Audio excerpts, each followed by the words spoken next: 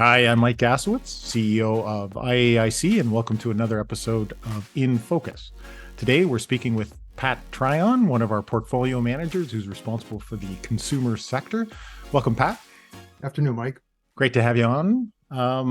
So, first of all, just reminding everyone who's listening, the consumer sector comprises of healthcare equities or companies, staples, and consumer discretionary type companies. So maybe what we'll do is, basically at a high level for the last quarter and the last little while, what kind of trends are we seeing in this sector, Pat? So to give some context to what's going on in the economy, if we look at the rate of inflation on a year-over-year basis, U.S. inflation last year is running roughly around 8%. Wages, in contrast to that, were running around 7%. And so while 7% is a good number, it's less than what the rate of inflation is, which means, and people are obviously aware of that in terms of their own pocketbook, that there's not as much money to go around as there was a year ago. That's most notable in food category. If we were to look at areas that or where prices have increased the most, quick run through would be things like motor vehicle maintenance and repair, dairy-related products, rent, natural gas, meat, fish, and eggs, fruits and vegetables, those types of things.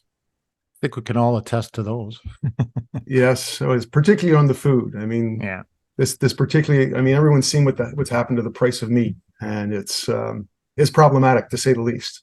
The interesting thing is where people, as a result of that, are spending their money or aren't spending their money, and where they aren't spending their money are things on discretionary items, things like general merchandise, building materials, clothing, furniture. And where they are spending are health and personal care products, food services, groceries. Those are the big areas where people are spending money. So it's interesting. You mentioned personal healthcare type products, and last quarter we talked about Johnson and Johnson and the spin out of their call it that division or that sector within their company. Any more thoughts on that front, and how's that been progressing? Yes. So Johnson & Johnson is going to spin out a division of theirs. It's their personal healthcare products. So these are things like Tylenol, Motrin, Visine, Listerine, everyday standard what are considered staples, everyday products that are required for everyday living. They're going to spin this division off to the public and to its existing shareholders. The interesting thing about this spinoff is that personal healthcare products is an area of meaningful growth within the consumer staple goods industry. And when we look at the internal metrics of this for Johnson & Johnson, our thoughts are at this point that this looks like a very interesting company. They are getting rates of return in excess of their cost of capital, which is always one of the basic metrics that you want to look at when you're considering a company for inclusion in a portfolio. In addition, they're going to be paying, or they've indicated they're going to be paying a dividend that yields roughly about 3.5% off I believe it's a $23 price. So this is going to meet, we feel this security will probably meet all the basic elements of what we consider a stock eligible for an IAIC portfolio. Yeah. So basically, clients may see this. And by the way, my ignorance, have they named the entity yet? Yes, you're right.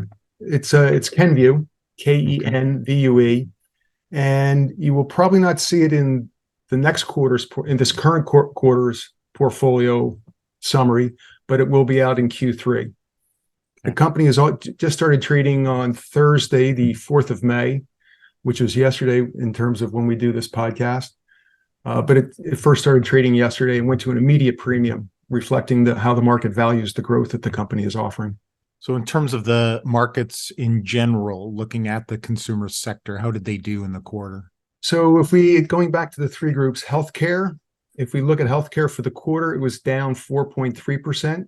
For the first quarter of 23. For the trailing 12 months, it was up just a snick under 4%.